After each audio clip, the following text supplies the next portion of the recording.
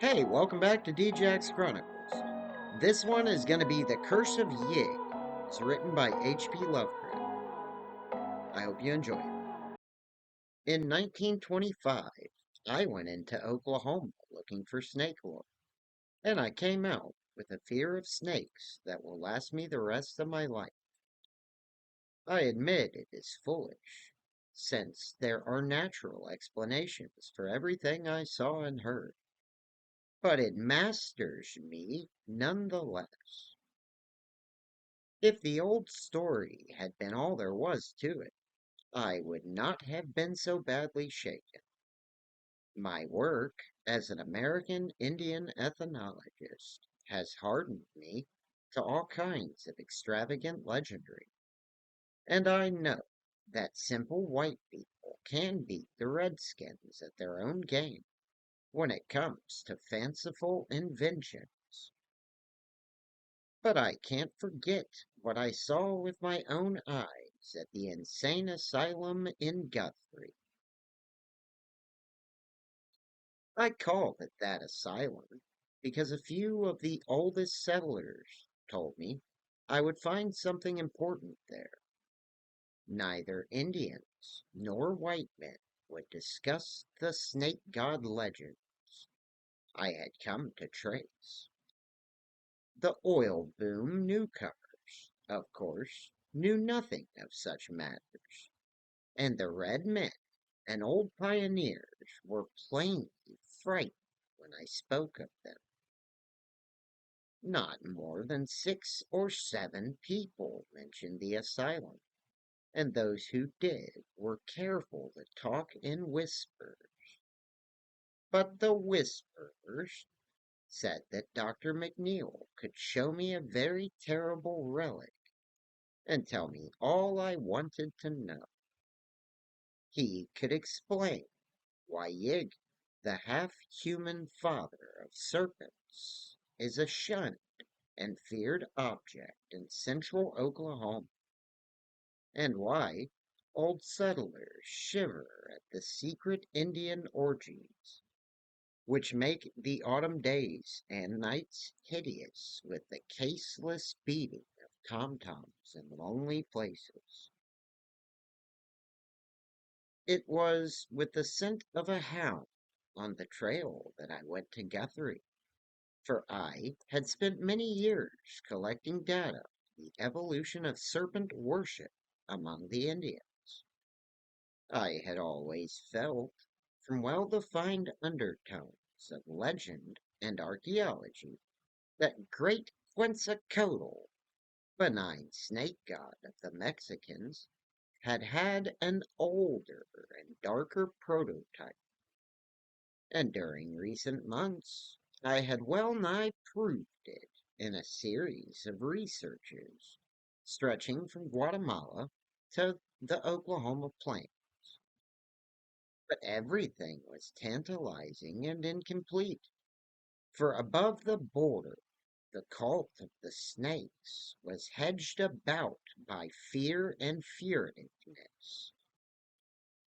Now it appeared that a new and copious source of data was about to dawn, and I sought the head of the asylum with an eagerness I did not try to cloak. Dr. McNeil was a small, clean-shaven man of somewhat advanced years, and I saw at once from his speech and manner that he was a scholar of no mean attainments in many branches outside his profession. Grave and doubtful when I first made known my errand, his face grew thoughtful, and he carefully scanned my credentials and the letter of introduction which a kindly old ex-Indian agent had given me. So you've been studying the Yig legend, eh? He reflected sententiously.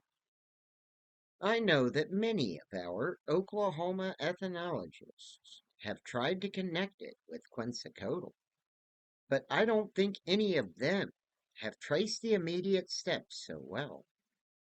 You've done remarkable work for a man as young as you seem to be, and you certainly deserve all the data we can get.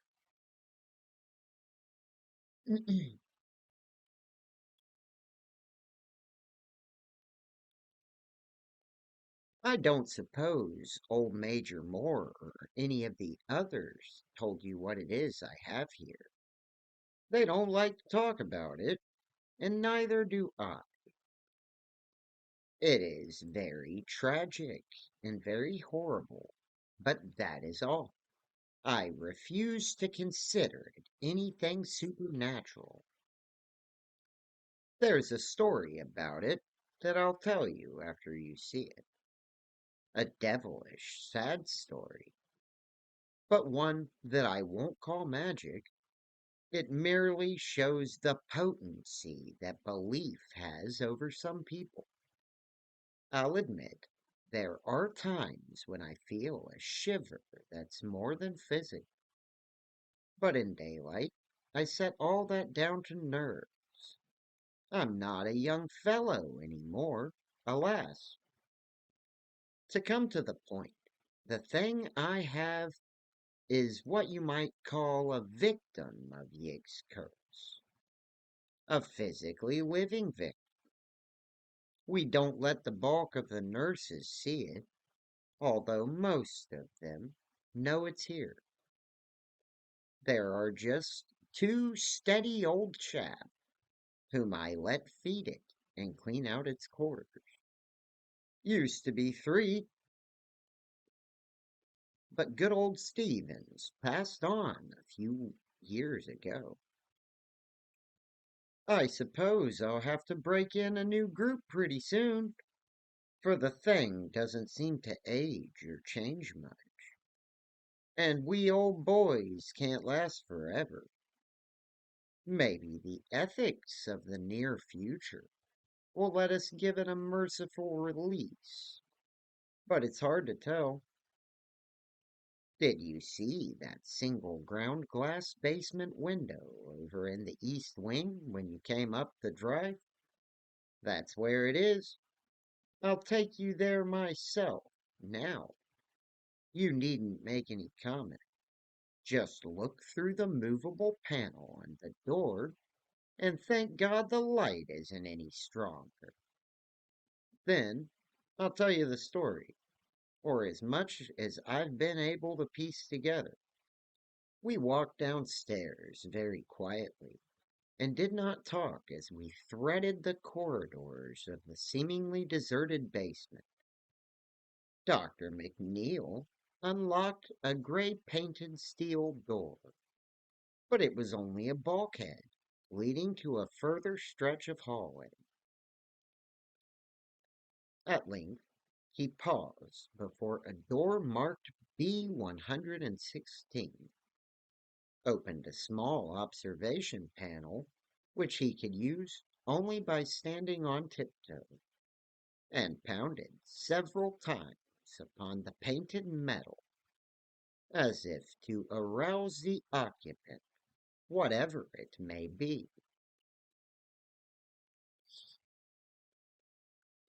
A faint stench came from the aperture as the doctor unclosed it, and I fancied his pounding elicited a kind of low hissing response. Finally, he motioned me to replace him at the peephole, and I did so with a causeless and increasing tremor. The barred ground glass window, close to the earth outside, admitted only a feeble and uncertain pallor, and I had to look into the malodorous den for several seconds before I could see what was crawling and wriggling about on the straw-covered floor, emitting every now and then a weak and vacious hiss. Then the shadowed outlines began to take shape, and I perceived that the squirming entity bore some remote resemblance to a human form, laid flat on its belly. I clutched at the door handle for support as I tried to keep from fainting.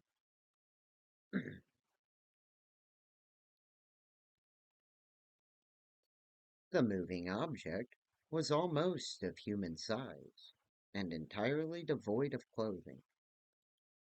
It was absolutely hairless, and its tawny looking back seemed subtly squamous in the dim, ghoulish light. Around the shoulders, it was rather speckled and brownish, and the head was very curiously flat.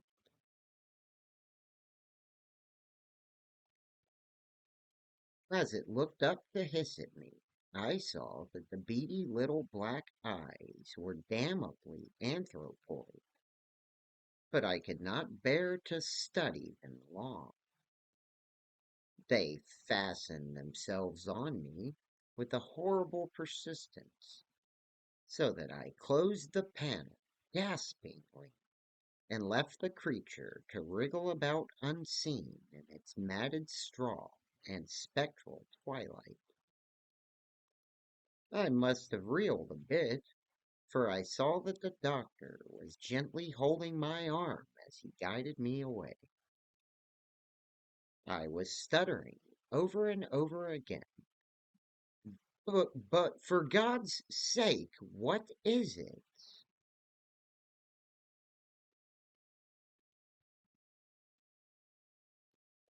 Dr. McNeil told me the story in the private office as I sprawled opposite him in an easy chair. The gold and crimson of late afternoon changed to the violet of early dusk. But still, I sat awed and motionless. I resented every ring of the telephone and every whir of the buzzer, and I could have cursed the nurses and interns whose knocks now and then summoned the doctor briefly to the outer office. Night came, and I was glad my host switched on all the lights. Scientist though I was, my zeal for research was half forgotten amidst such breathless ecstasies of fright as a small boy might feel when whispered witch tales go the rounds of the chimney corner. It seems that Yig, the snake god of the Central Plains tribe, presumably the primal source of the more southerly Quetzalcoatl, or Kukulkan, was an odd, half anthropomorphic devil of highly arbitrary and capricious nature. He was not wholly evil, and was usually quite well disposed toward those who gave proper respect to him and his children, the serpents. But in the autumn, he became abnormally ravenous, and had to be driven away by means of suitable rites. That was why the tom-toms in the Pawnee, Wichita, and Caddo country pounded ceaselessly, week in and week out, in August, September, and October, and why the medicine men made strange noises with rattles and whistles, curiously like those of Aztecs and Mayans. Yig's chief trait was a relentless devotion to his children, a devotion so great that the redskins almost feared to protect themselves from the venomous rattlesnakes which thronged the region. Frightful, clandestine tales hinted of his vengeance upon mortals who flouted him or wreaked harm upon his wriggling progeny. His chosen method being to turn his victim after suitable tortures, to a spotted snake.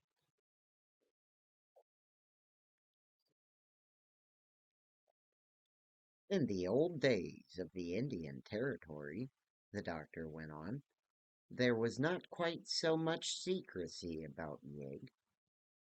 The plains tribes, less cautious than the desert nomads and pueblos, talked quite freely of their legends and autumn ceremonies with the first Indian agents, and let considerable of the lore spread out through the neighboring regions of white settlements.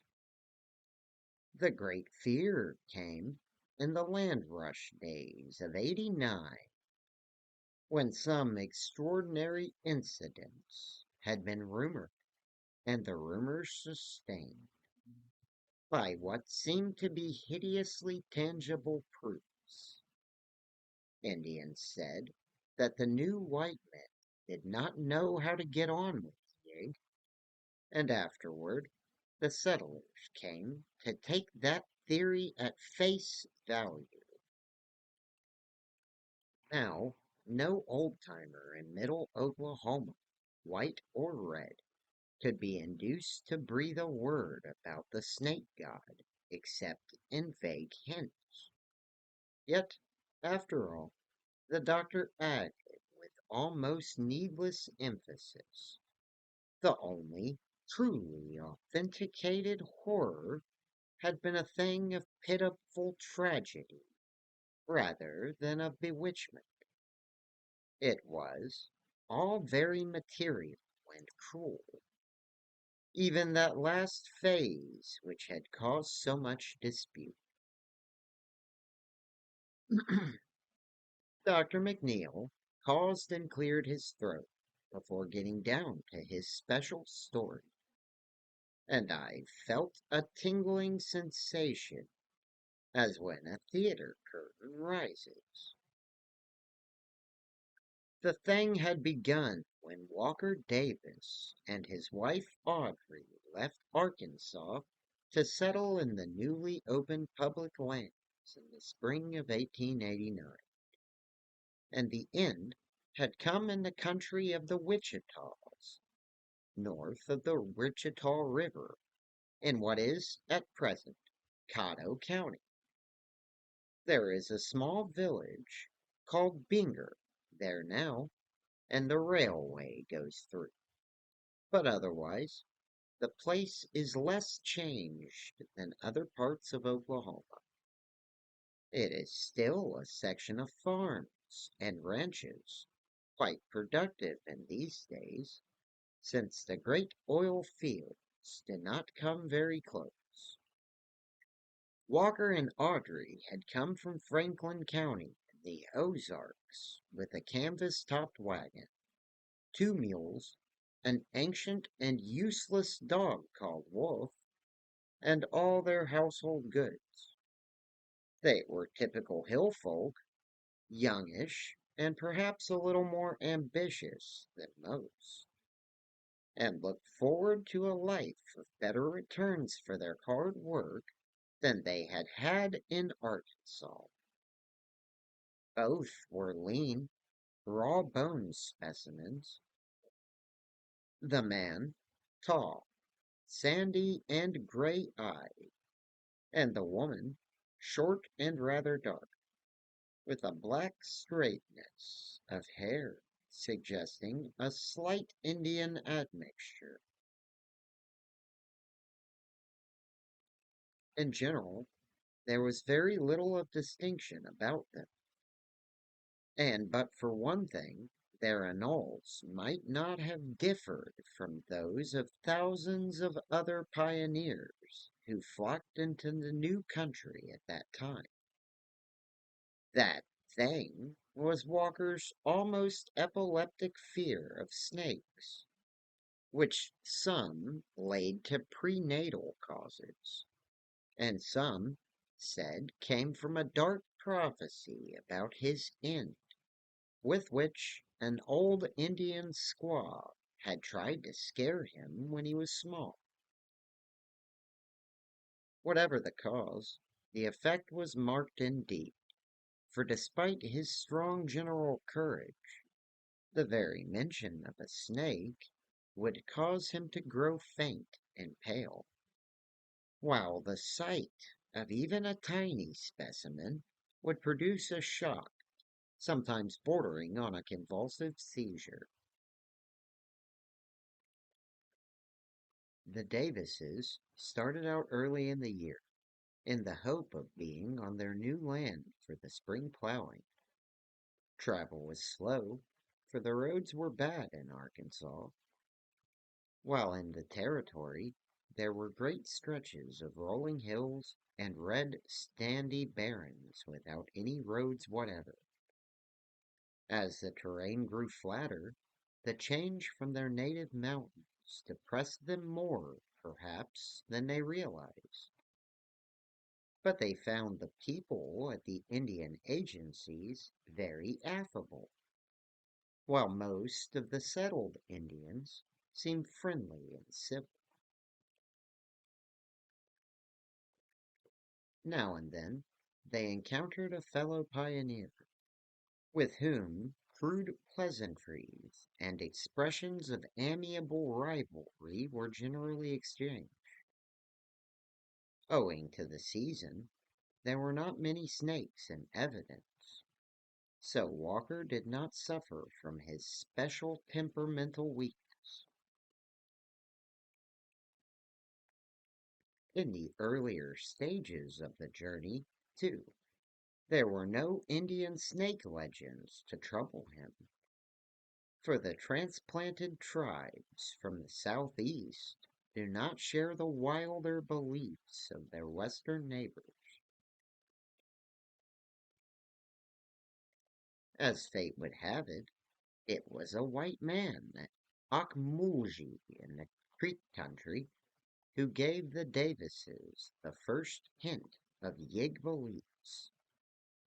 A hint which had a curiously fascinating effect on Walker and caused him to ask questions very freely after that. Before long, Walker's fascination had developed into a bad case of fright. He took the most extraordinary precautions at each of the nightly camps, always clearing away whatever vegetation he found, and avoiding stony places whenever he could.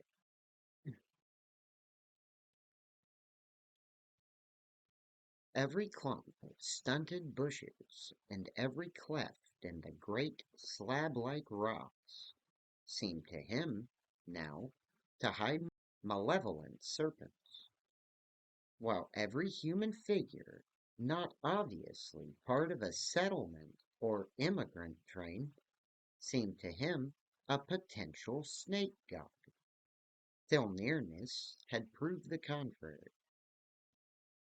Fortunately, no troublesome encounters came at this stage to shake his nerves still further.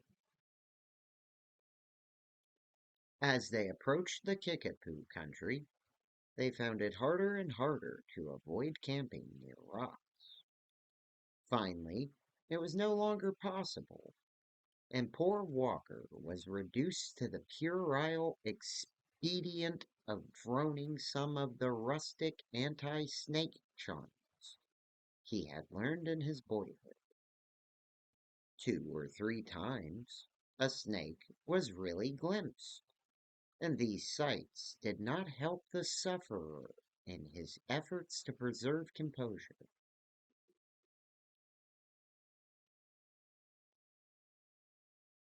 On the 22nd evening of the journey, a savage wind made it imperative, for the sake of the mules, to camp in as sheltered a spot as possible, and Audrey persuaded her husband to take advantage of a cliff which rose uncommonly high above the dried bed of a former tributary of the Canadian River. He did not like the rocky cast of the place, but allowed himself to be overruled this once. leading the animals sullenly toward the protecting slope, which the nature of the ground would not allow the wagon to approach.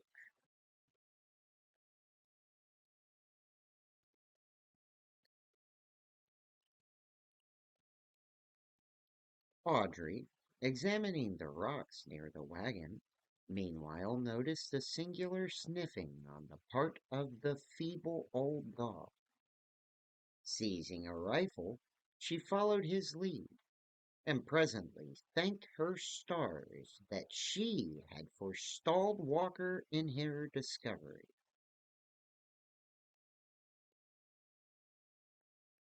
For there, snugly nested in the gap between two boulders, was a sight it would have done him no good to see, visible only as one convoluted expanse, but perhaps comprising as many as 3 or 4 separate units, was a mass of lazy wriggling which could not be other than a brood of newborn rattlesnakes.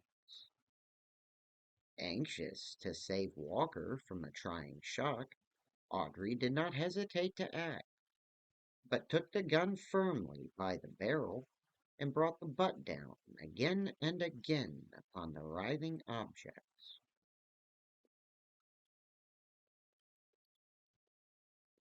Her own sense of loathing was great, but it did not amount to a real fear.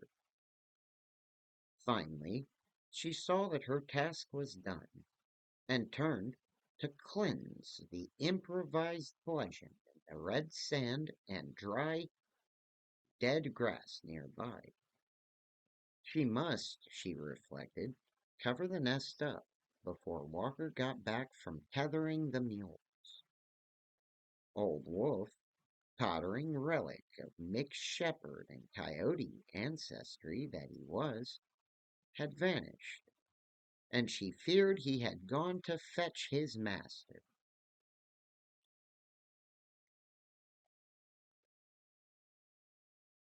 Footsteps at that instant proved her fear well founded. A second more, and Walker had seen everything. Audrey made a move to catch him if he should faint, but he did no more than sway. Then the look of pure fright on his broodless face turned slowly to something like mingled awe and anger, and he began to upbraid his wife in trembling tones. "God's sake, Ob, but why'd ye go for to do that? Hain't ye heerd all the things they've been tellin' about this snake devil Yig? Ye'd ought to 'a' told me, and we'd 'a' moved on. But ye know they's a devil god what gits even if he hurts his children. What for do you think the Injuns all dancin' and beatin' their drums in the fall about? This land's under a curse, I tell ye. Nigh every soul we've a talked to since we come in's said the same. Yig rules here, and he comes out every fall for to get his victims and turn 'em into snakes. Why, Odd, they won't none of them Injuns across the canyon kill a snake for love nor money. God knows what ye done to yourself, gal, a stompin' out a whole brood o' Yig's chillun. He'll get ye for sure, sooner or later, unless'n I can buy a charm off the Injun medicine men. He'll get ye, Odd, as sure's they's a God in heaven. He'll come out of the night and turn ye into a crawling spotted snake." All the rest of the journey, Walker kept up the frightened reproofs and prophecies. They crossed the Canadian near Newcastle, and soon afterward met with the first of real Plains Indians they had seen, a party of blanketed Wichitas, whose leader talked freely under the spell of the whiskey offered him, and taught poor Walker a long-winded protective charm against Yig in exchange for a quart bottle of the same inspiring fluid. By the end of the week, the chosen site in the Wichita country was reached, and the Davises made haste to trace their boundaries and perform the spring plowing before even beginning the construction of a cabin. The region was flat, drearily windy, and sparse of natural vegetation, but promised great fertility under cultivation. Occasional outcroppings of granite diversified a soil of decomposed red sandstone, and here and there a great flat rock would stretch along the surface of the ground like a man-made floor. There seemed to be a very few snakes, or possibly dens for them, so Audrey at last persuaded Walker to build the one-room cabin over a vast smooth slab of exposed stone, with such a flooring and with a good-sized fireplace. The wettest weather might be defied, though it soon became evident that dampness was no salient quality of the district. Logs were hauled in the wagon from the nearest belt of woods, many miles toward the Wichita Mountains. Walker built his wide chimneyed cabin and crude barn with the aid of some of the other settlers, though the nearest one was over a mile away. In turn, he helped his helpers at similar house raisings, so that many ties of friendship sprang up between the new neighbors. There was no town worthy the name nearer the El Reno on the railway 30 miles or more to the northeast. And before many weeks had passed, the people of the section had become very cohesive despite the wideness of their scattering. The Indians, a few of whom had begun to settle down on ranches, were for the most part harmless, though somewhat quarrelsome when fired by the liquid stimulation which found its way to them despite all government bans.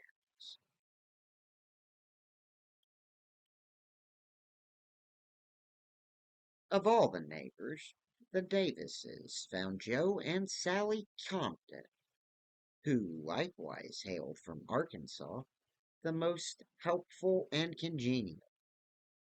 Sally is still alive, known now as Grandma Compton, and her son Clyde, then an infant in arms, has become one of the leading men of the state. Sally and Audrey used to visit each other often, for their cabins were only 2 miles apart, and in the long spring and summer afternoons they exchanged many a tale of old Arkansas and many a rumor about the new country. Sally was very sympathetic about Walker's weaknesses regarding snakes, but perhaps did more to aggravate than cure the parallel nervousness which Audrey was acquiring through his incessant praying and prophesying about the curse of Yig.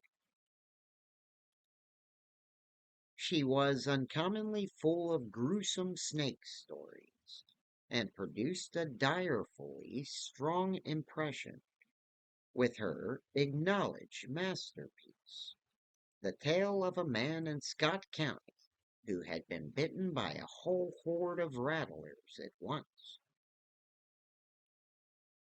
and had swelled so monstrously from poison that his body had finally burst with a pop. Needless to say, Audrey did not repeat this anecdote to her husband, and she implored the Comptons to beware of starting it on the rounds of the countryside. It is to Joe's and Sally's credit that they heeded this plea with the utmost fidelity.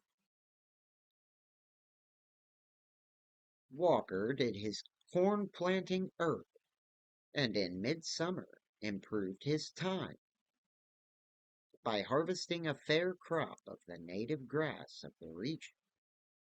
With the help of Joe Compton, he dug a well, which gave a moderate supply of very good water, though he planned to sink an artisan later on. He did not run into many serious snake scares and made his land as inhospitable as possible for wriggling visitors. Every now and then, he rode over to the cluster of thatched conical huts, which formed the main village of the Wichitas, and talked along with the old men and shamans about the snake god and how to nullify his wrath. Charms were always ready in exchange for whiskey, but much of the information he got was far from reassuring. Yig was a great god. He was bad medicine. He did not forget things. In the autumn, his children were hungry and wild, and Yig was hungry and wild too. All the tribes made medicine against Yig when the corn harvest came.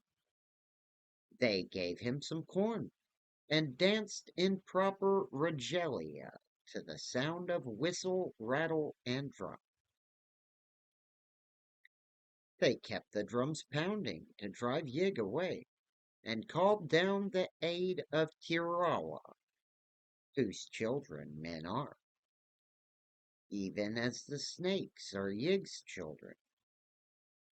It was bad that the squaw of Davis killed the children of Yig.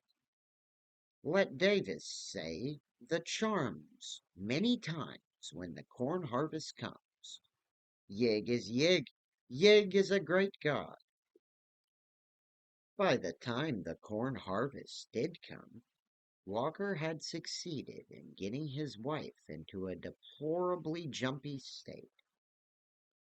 His prayers and borrowed incantations came to be a nuisance, and when the autumn rites of the Indians began, there was always a distant wind-borne pounding of tom-toms to lend an adding background of the sinister. It was maddening to have the muffled clatter always stealing over the wide red plains. Why would it never stop? Day and night, week on week, it was always going in exhaustless relays, as persistently as the red dusty winds that carried it. Audrey loathed it more than her husband did, for he saw in it a compensating element of protection. It was with this sense of a mighty intangible bulwark against evil that he got in his corn crop and prepared cabin and stable for the coming winter.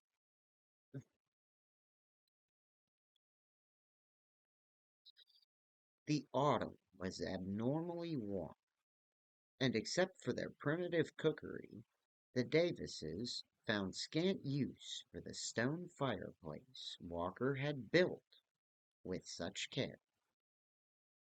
Something in the unnaturalness of the hot dust clouds preyed on the nerves of all the settlers, but most of all on Audrey's and Walker's.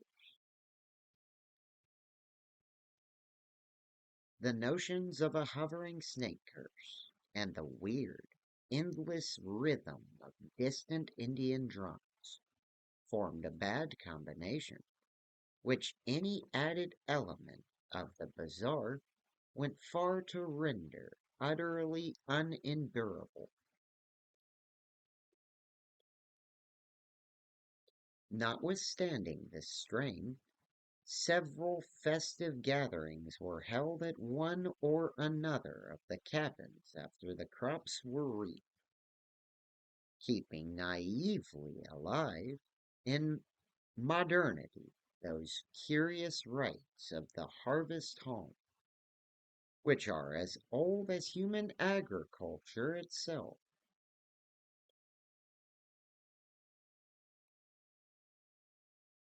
Lafayette Smith, who came from southern Missouri and had a cabin about 3 miles east of Walker's, was a very passable fiddler, and his tunes did much to make the celebrants forget the monotonous beating of the distant tom-toms. Then Halloween drew near, and the settlers planned another frolic. This time, had they but known it, of a lineage older than even agriculture, the dreaded witch Sabbath of the primal pre-Aryans, kept alive through ages in the midnight blackness of secret woods, and still hinted at vague terrors under its latter-day mask of comedy and lightness.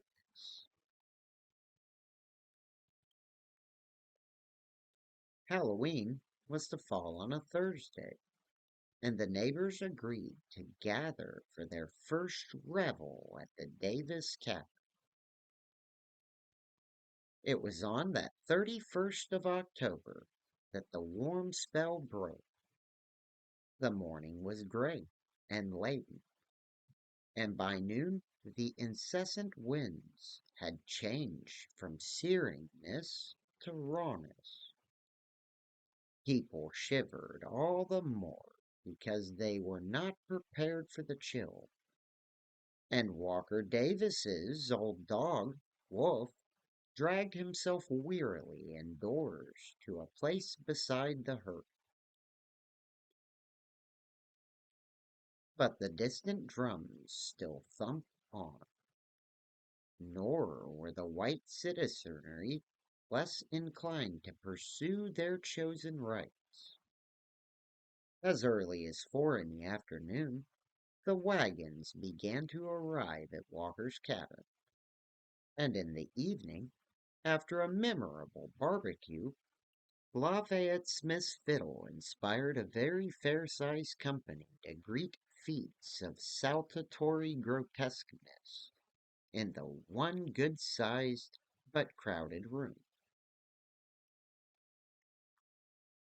The younger folk indulged in the amiable inanities proper to the season, and now and then old Wolf would howl with doleful and spine-tickling ominousness at some especially spectral strain from Lafayette's squeaky violin, a device he had never heard before.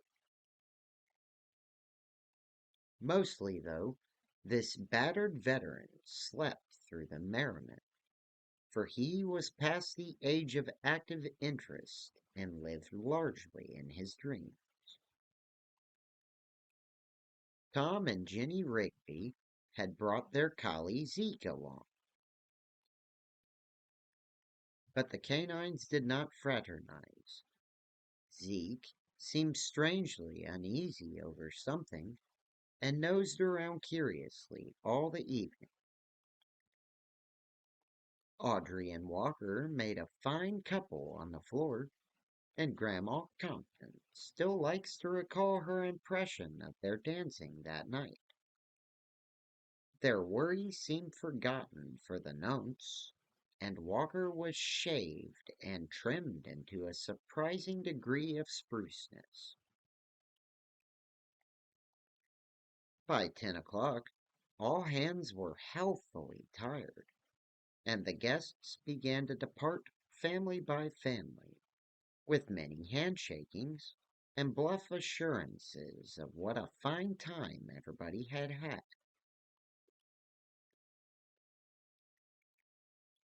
Tom and Jenny thought Zeke's eerie howls as he followed them to their wagon were marks of regret at having to go home, though Audrey said it must be the far-away tom-toms which annoyed him, for the distant thumping was surely ghastly enough after the merriment within.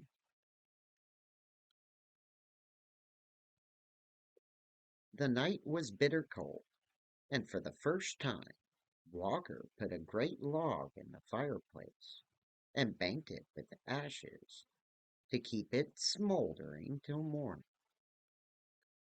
Old Wolf dragged himself within the ruddy glow and lapsed into his customary coma.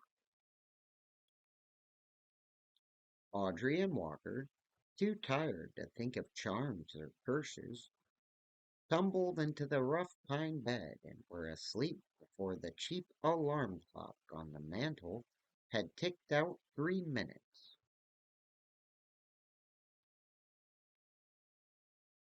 And from far away, the rhythmic pounding of those hellish tom-toms still pulsed on the chill night wind. Dr. McNeil paused here and removed his glasses.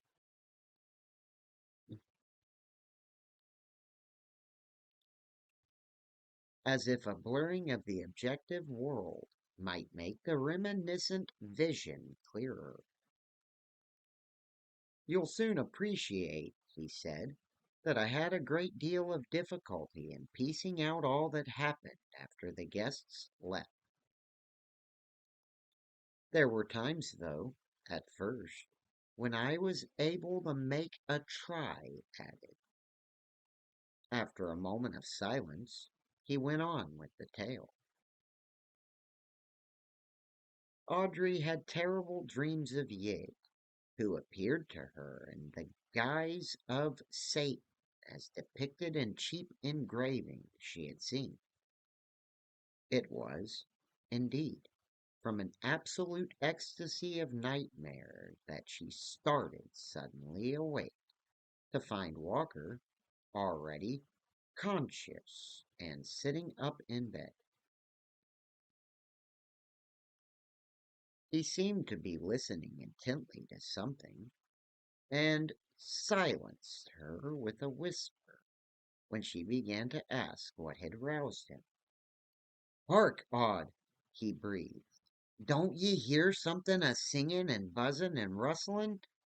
Do ye reckon it's the fall crickets?"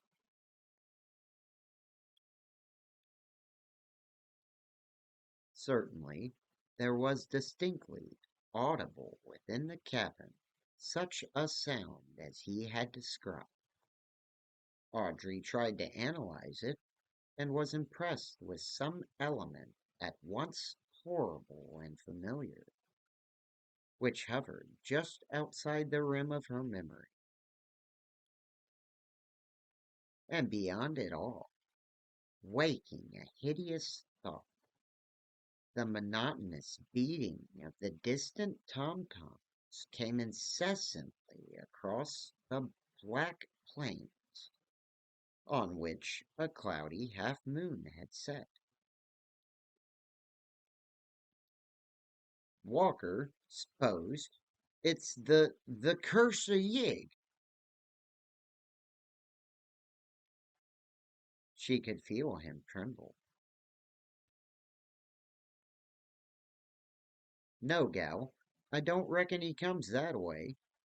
He's shaping like a man, except ye look at him close. That's what Chief Gray Eagle says. This here's some vermints come in out in the cold. Not crickets, I calculate, but something like it." I'd orter get up and stomp 'em out afore they make much headway or get at the cover.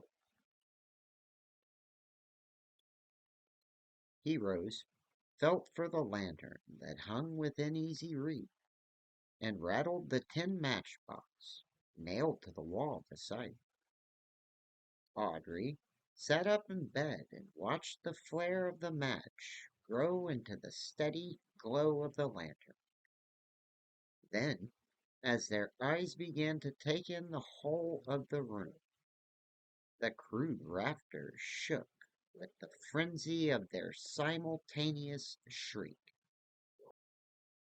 For the flat rocky floor, revealed in the new-born illumination, was one seething, brown speckled mass of wriggling rattlesnakes, slithering toward the fire, and even now turning their loathsome heads to menace the fright-blasted lantern bearer. It was only for an instant that Audrey saw the things, the reptiles of every size, of uncountable numbers, and apparently of several varieties. And even as she looked, two or three of them reared their heads as if to strike at Walker.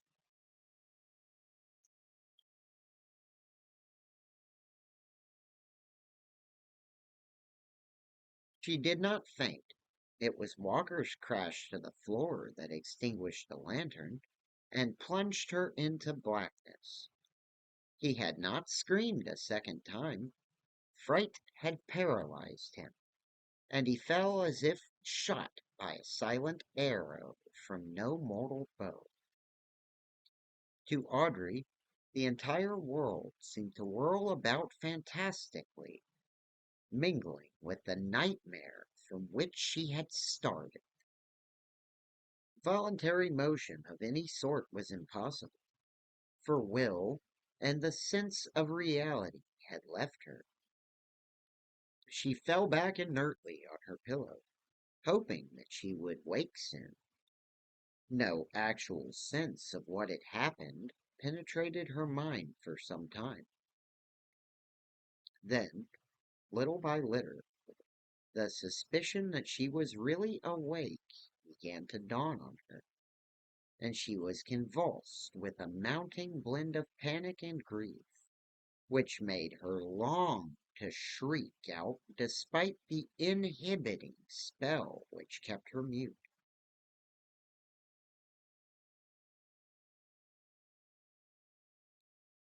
Walker was gone, and she had not been able to help him.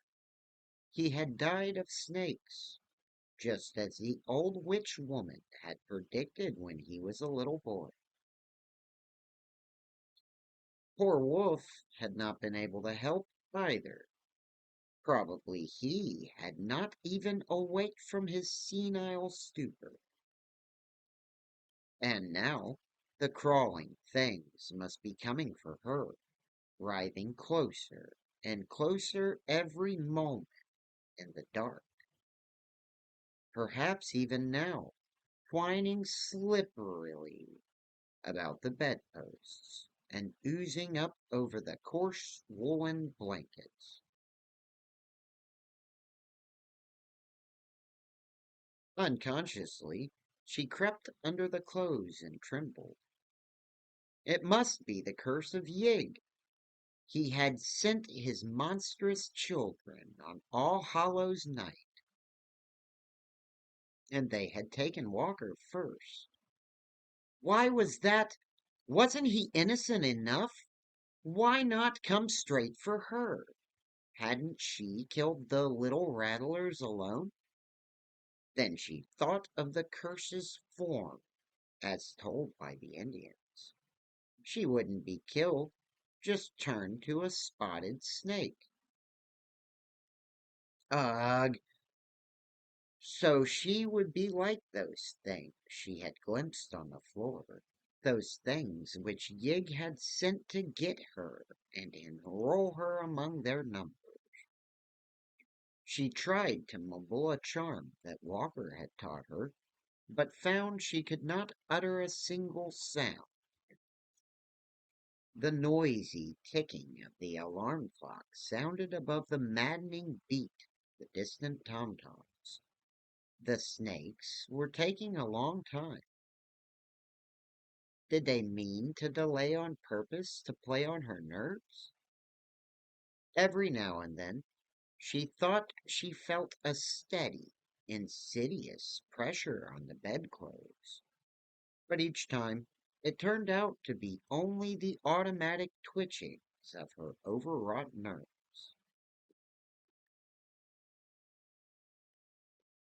The clock ticked on in the dark, and a change came slowly over her thoughts. Those snakes couldn't have taken so long. They couldn't be Yig's messengers after all, but just natural rattlers that were nested below the rock and had been drawn there by the fire. They weren't coming for her. Perhaps they had sated themselves on poor Walker. Where were they now? Gone, coiled by the fire, still crawling over the prone corpse of their victim. The clock ticked, and the distant drums throbbed on. At the thought of her husband's body laying there in the pitch blackness, a thrill of purely physical horror passed over Audrey. That story of Sally Compton's about the man back in Scott County. He, too, had been bitten by a whole bunch of rattlesnakes.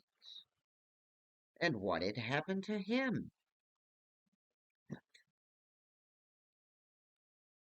The poison had rotted the flesh and swelled the whole corpse, and in the end, the blotted thing had burst horribly with a detestable popping noise. Was that what was happening to Walker down there on the rock floor?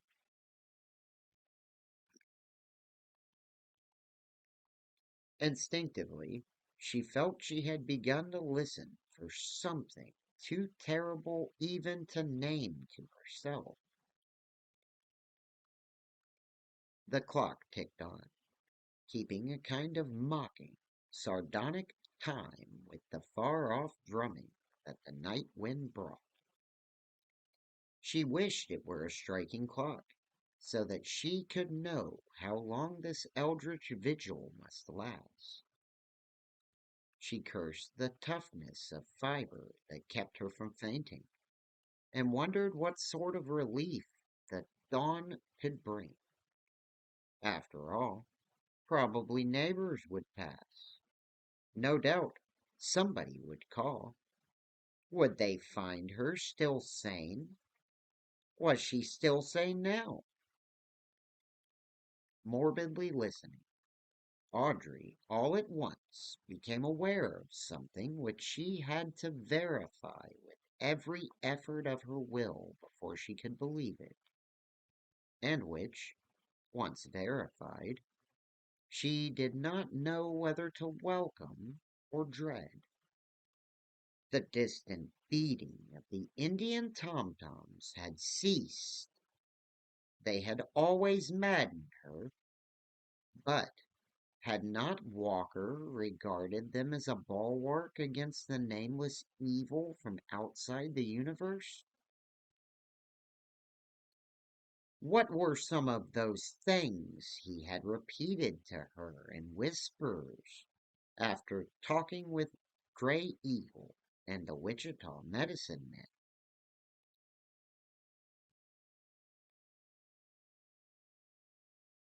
She did not relish this new and sudden silence. After all, there was something sinister about it. The loud ticking clock seemed abnormal in its new loneliness, capable at last of conscious motion. She shook the covers from her face and looked into the darkness toward the window. It must have cleared after the moon set, for she saw the square aperture distinctly against the background of stars. Then, without warning, came that shocking, unutterable sound. Ugh! That dull, putrid pop of cleft skin and escaping poison in the dark. God! Sally's story, that obscene stench, and this gnawing, clawing silence. It was too much. The bonds of muteness snapped, and the black night waxed reverberant with Aubrey's screams of stark, unbridled frenzy.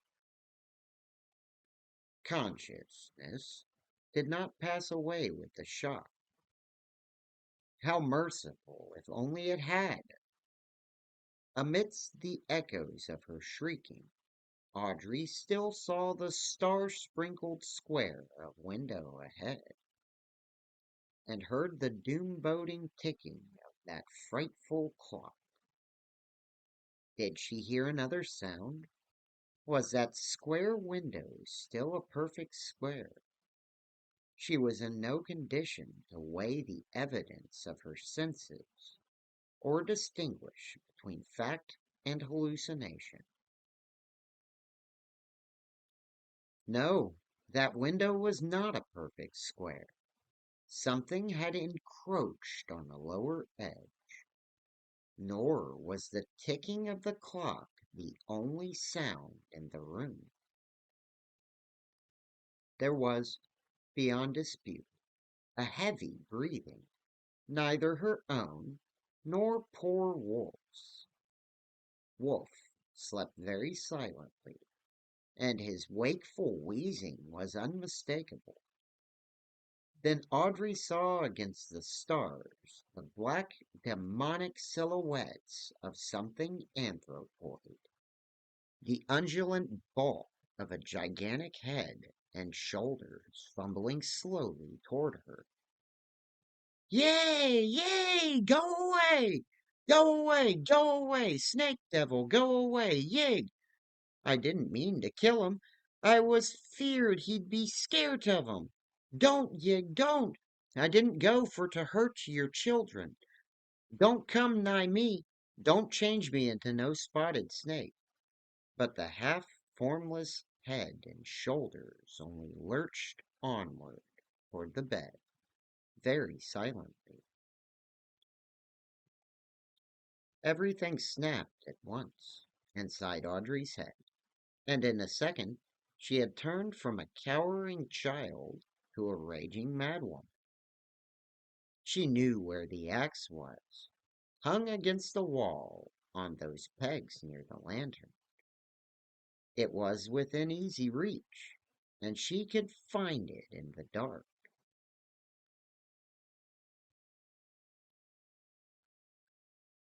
Before she was conscious of anything further, it was in her hands, and she was creeping toward the foot of the bed, toward the monstrous head and shoulders that every moment groped their way nearer. Had there been any light, the look on her face would not have been pleasant to see. Take that, you, and that, and that, and that! She was laughing shrilly now, and her cackles mounted higher as she saw that the starlight beyond the window was yielding the dim prophetic pallor of coming dawn.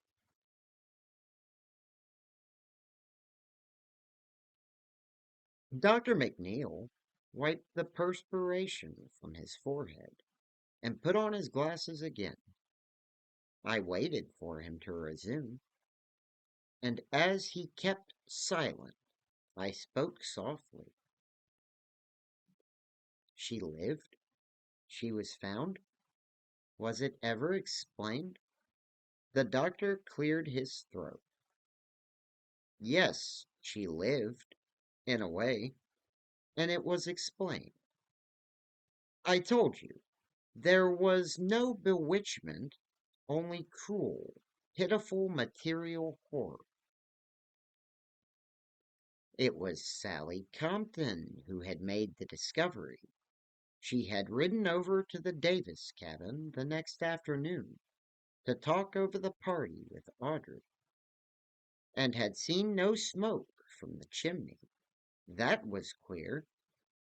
It had turned very warm again, yet Audrey was usually cooking something at that hour.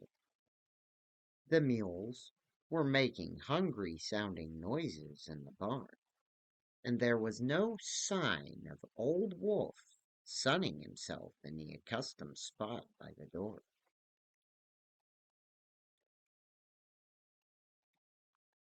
Altogether, Sally did not like the look of the place, so was very timid and hesitant as she dismounted and knocked.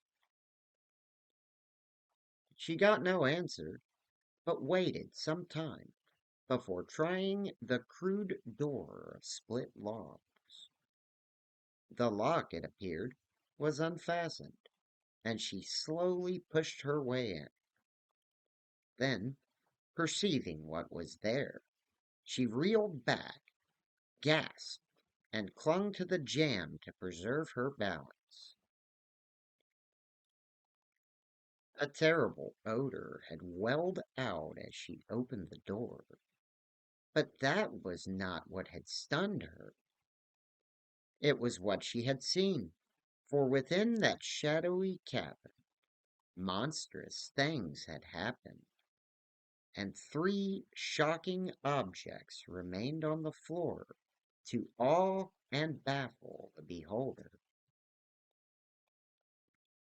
Near the burned out fireplace was the great dog, purple decay on the skin, left bare by mange and old age, and the whole carcass burst by the puffing effect of rattlesnake poison. It must have been bitten by a veritable legion of reptiles.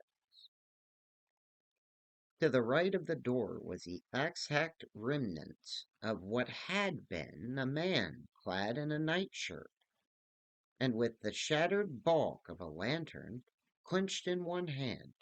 He was totally free from any sign of snake bite.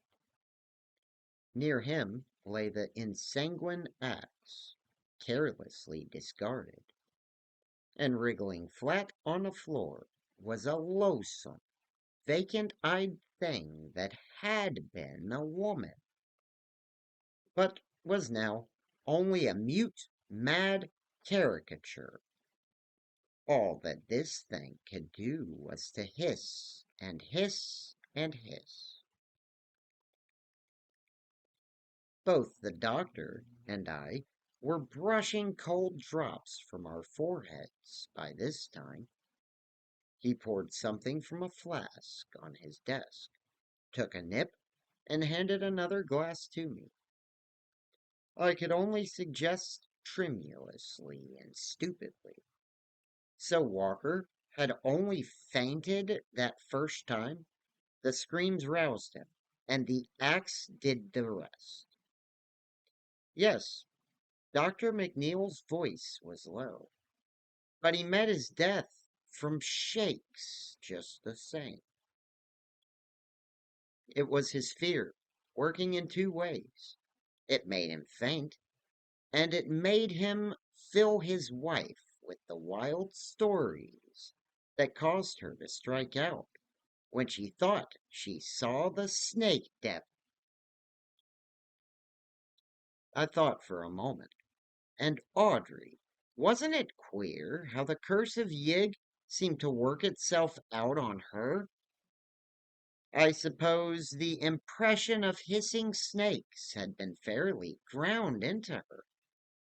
Yes, there were lucid spells at first, but they got to be fewer and fewer.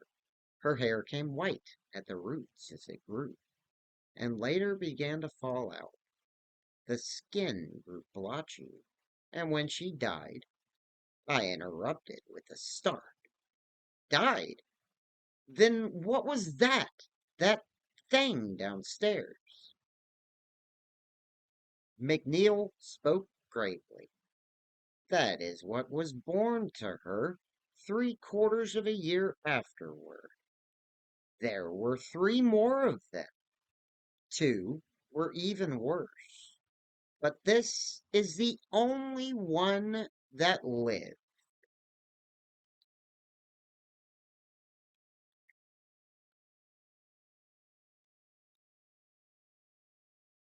Alright, thank you so much for watching the video, and please like and subscribe.